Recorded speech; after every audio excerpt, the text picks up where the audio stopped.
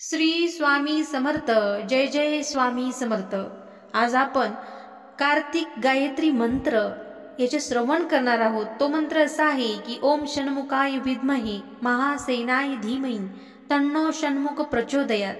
या मंत्राच्या स्पंदनांनी आतला अंधार दूर होतो, मन शांत होतं आणि आत्मा प्रकाशमान होतो. ज्यावेळी सगळं हरवल्यासारखं वाटतं त्यावेळी हा मंत्र मनाला धीर देतो. भगवान षण्मुख हे युद्धदेव, परंतु भक्तासाठी ते शक्ती, साहस आणि संरक्षणाचा जिवंत कवच बनतात. या मंत्राचा जप केला की संकट स्वतः मार्ग बदलतात. मनातील दुर्बलता नाहीशी करून हा मंत्र आपल्याला आपल्या सामर्थ्याची आठवण करून देतो. देव माझ्यातच आहे. त्या क्षणी आपला आवाज, नजर आणि कर्म देवत्वाने भरून जाते. ज्याचं मन शुद्ध आणि ध्येय स्पष्ट आहे त्याला हा मंत्र देवी कृपेने यशाकडे नेतो.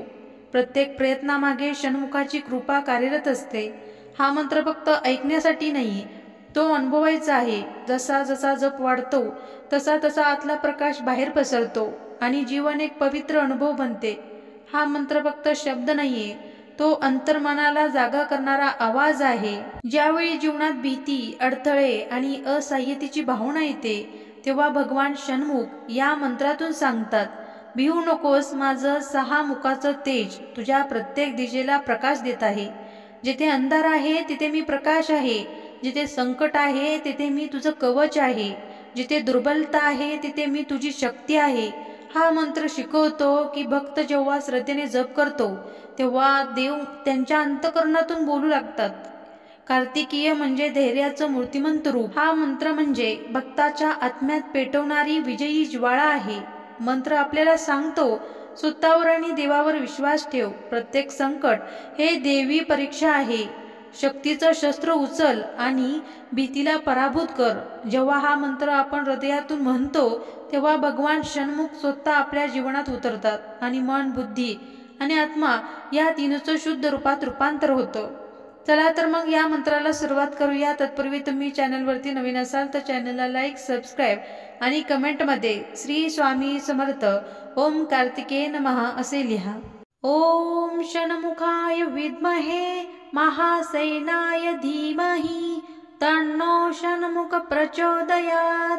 ओम षण्मुखाय विद्महे महासेनाय धीमहि तन्नो षण्मुख प्रचोदयात. ओम षण्मुखाय विद्महे महासेनाय धीमहि तन्नो षण्मुख प्रचोदयात.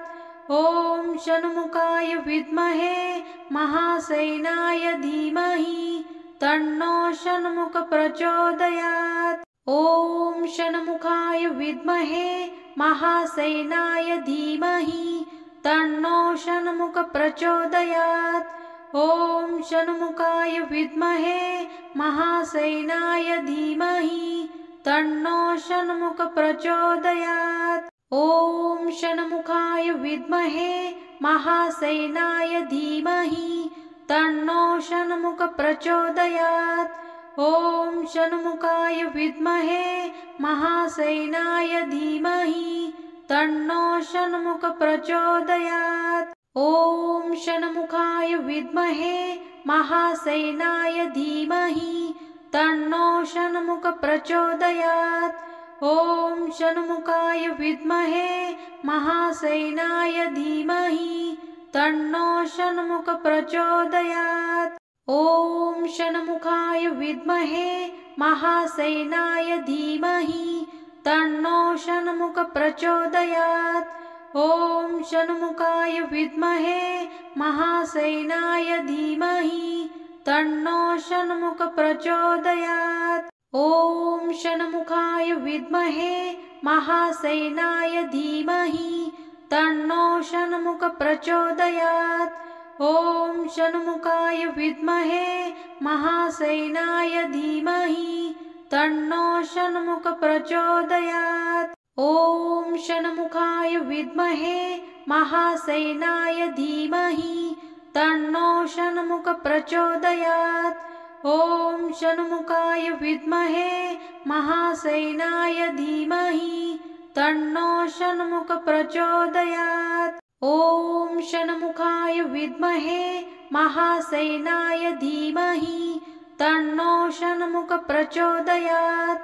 ॐ षण्मुखाय विद्महे महासेनाय धीमहि तन्नो षण्मुख प्रचोदयात्। ॐ षण्मुखाय विद्महे महासेनाय धीमहि तन्नो षण्मुख प्रचोदयात्।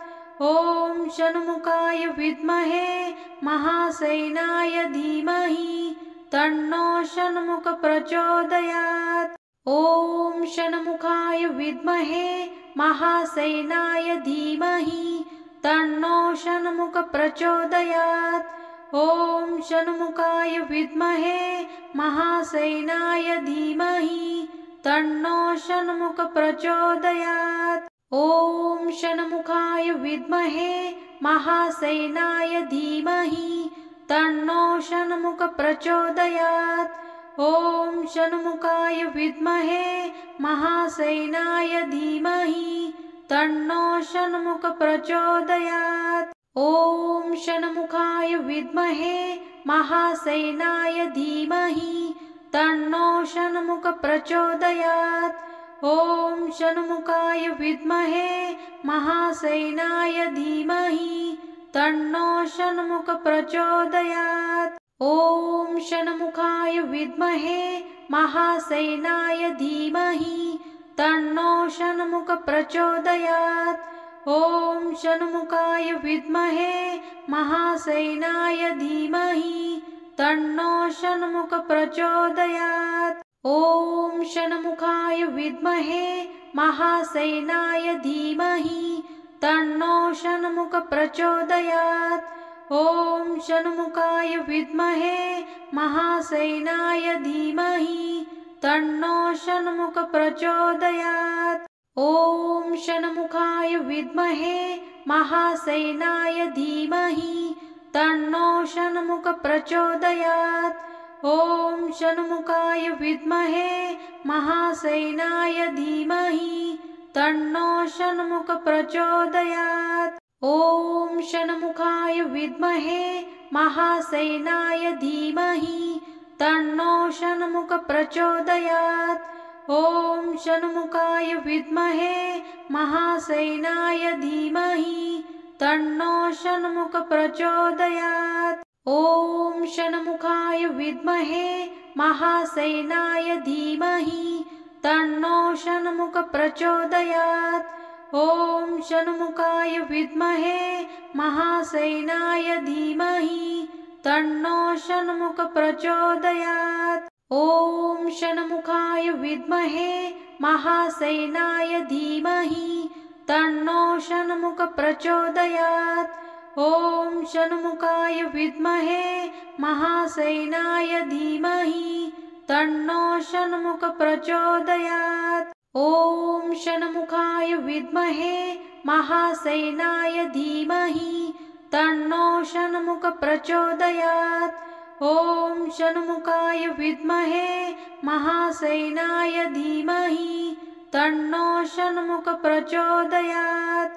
ॐ षण्मुखाय विद्महे महासेनाय धीमहि तन्नो षण्मुख प्रचोदयात्।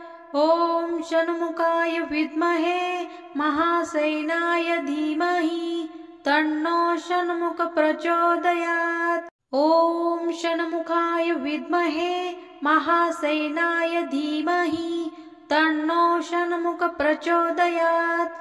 ॐ षण्मुखाय विद्महे महासेनाय धीमहि तन्नो षण्मुख प्रचोदयात्। ॐ षण्मुखाय विद्महे महासेनाय धीमहि तन्नो षण्मुख प्रचोदयात्। ॐ षण्मुखाय विद्महे महासेनाय धीमहि तन्नो षण्मुख प्रचोदयात्। ॐ षण्मुखाय विद्महे महासेनाय धीमहि तन्नो षण्मुख प्रचोदयात्। ॐ षण्मुखाय विद्महे महासेनाय धीमहि तन्नो षण्मुख प्रचोदयात्। ॐ षण्मुखाय विद्महे महासेनाय धीमहि तन्नो षण्मुख प्रचोदयात्। ॐ षण्मुखाय विद्महे महासेनाय धीमहि तन्नो षण्मुख प्रचोदयात्। ॐ षण्मुखाय विद्महे महासेनाय धीमहि तन्नो षण्मुख प्रचोदयात्। ॐ षण्मुखाय विद्महे महासेनाय धीमहि तन्नो षण्मुख प्रचोदयात्। ॐ षण्मुखाय विद्महे महासेनाय धीमहि तन्नो षण्मुख प्रचोदयात्। ॐ षण्मुखाय विद्महे महासेनाय धीमहि तन्नो षण्मुख प्रचोदयात्। ॐ षण्मुखाय विद्महे महासेनाय धीमहि तन्नो षण्मुख प्रचोदयात्। ॐ षण्मुखाय विद्महे महासेनाय धीमहि तन्नो षण्मुख प्रचोदयात्। ॐ षण्मुखाय विद्महे महासेनाय धीमहि तन्नो षण्मुख प्रचोदयात्। ॐ षण्मुखाय विद्महे महासेनाय धीमहि तन्नो षण्मुख प्रचोदयात्। ॐ षण्मुखाय विद्महे महासेनाय धीमहि तन्नो षण्मुख प्रचोदयात्। ॐ षण्मुखाय विद्महे महासेनाय धीमहि तन्नो षण्मुख प्रचोदयात्। ॐ षण्मुखाय विद्महे महासेनाय धीमहि तन्नो षण्मुख प्रचोदयात्। ॐ षण्मुखाय विद्महे महासेनाय धीमहि तन्नो षण्मुख प्रचोदयात्। ॐ षण्मुखाय विद्महे महासेनाय धीमहि तन्नो षण्मुख प्रचोदयात्। ॐ षण्मुखाय विद्महे महासेनाय धीमहि तन्नो षण्मुख प्रचोदयात्। ॐ षण्मुखाय विद्महे महासेनाय धीमहि तन्नो षण्मुख प्रचोदयात्। ॐ षण्मुखाय विद्महे महासेनाय धीमहि तन्नो षण्मुख प्रचोदयात्। ॐ षण्मुखाय विद्महे महासेनाय धीमहि तन्नो षण्मुख प्रचोदयात्। ॐ षण्मुखाय विद्महे महासेनाय धीमहि तन्नो षण्मुख प्रचोदयात्। ॐ षण्मुखाय विद्महे महासेनाय धीमहि तन्नो षण्मुख प्रचोदयात्। ॐ षण्मुखाय विद्महे महासेनाय धीमहि तन्नो षण्मुख प्रचोदयात्। ॐ षण्मुखाय विद्महे महासेनाय धीमहि तन्नो षण्मुख प्रचोदयात्। ॐ षण्मुखाय विद्महे महासेनाय धीमहि तन्नो षण्मुख प्रचोदयात्। ॐ षण्मुखाय विद्महे महासेनाय धीमहि तन्नो षण्मुख प्रचोदयात्। ॐ षण्मुखाय विद्महे महासेनाय धीमहि तन्नो षण्मुख प्रचोदयात्। ॐ षण्मुखाय विद्महे महासेनाय धीमहि तन्नो षण्मुख प्रचोदयात्। ॐ षण्मुखाय विद्महे महासेनाय धीमहि तन्नो षण्मुख प्रचोदयात्। ॐ षण्मुखाय विद्महे महासेनाय धीमहि तन्नो षण्मुख प्रचोदयात्। ॐ षण्मुखाय विद्महे महासेनाय धीमहि तन्नो षण्मुख प्रचोदयात्। ॐ षण्मुखाय विद्महे महासेनाय धीमहि तन्नो षण्मुख प्रचोदयात्। ॐ षण्मुखाय विद्महे महासेनाय धीमहि तन्नो षण्मुख प्रचोदयात्। ॐ षण्मुखाय विद्महे महासेनाय धीमहि तन्नो षण्मुख प्रचोदयात्। ॐ षण्मुखाय विद्महे महासेनाय धीमहि तन्नो षण्मुख प्रचोदयात्। ॐ षण्मुखाय विद्महे महासेनाय धीमहि तन्नो षण्मुख प्रचोदयात्। ॐ षण्मुखाय विद्महे महासेनाय धीमहि तन्नो षण्मुख प्रचोदयात्। ॐ षण्मुखाय विद्महे महासेनाय धीमहि तन्नो षण्मुख प्रचोदयात्।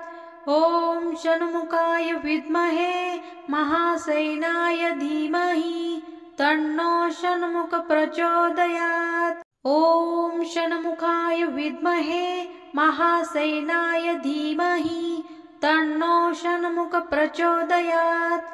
ॐ षण्मुखाय विद्महे महासेनाय धीमहि तन्नो षण्मुख प्रचोदयात्। ॐ षण्मुखाय विद्महे महासेनाय धीमहि तन्नो षण्मुख प्रचोदयात्।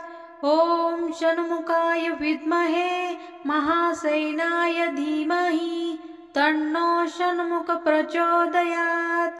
ॐ षण्मुखाय विद्महे महासेनाय धीमहि तन्नो षण्मुख प्रचोदयात्। ॐ षण्मुखाय विद्महे महासेनाय धीमहि तन्नो षण्मुख प्रचोदयात्। ॐ षण्मुखाय विद्महे महासेनाय धीमहि तन्नो षण्मुख प्रचोदयात्। ॐ षण्मुखाय विद्महे महासेनाय धीमहि तन्नो षण्मुख प्रचोदयात्। ॐ षण्मुखाय विद्महे महासेनाय धीमहि तन्नो षण्मुख प्रचोदयात्। ॐ षण्मुखाय विद्महे महासेनाय धीमहि तन्नो षण्मुख प्रचोदयात्। ॐ षण्मुखाय विद्महे महासेनाय धीमहि तन्नो षण्मुख प्रचोदयात्। ॐ षण्मुखाय विद्महे महासेनाय धीमहि तन्नो षण्मुख प्रचोदयात्। ॐ षण्मुखाय विद्महे महासेनाय धीमहि तन्नो षण्मुख प्रचोदयात्। ॐ षण्मुखाय विद्महे महासेनाय धीमहि तन्नो षण्मुख प्रचोदयात्।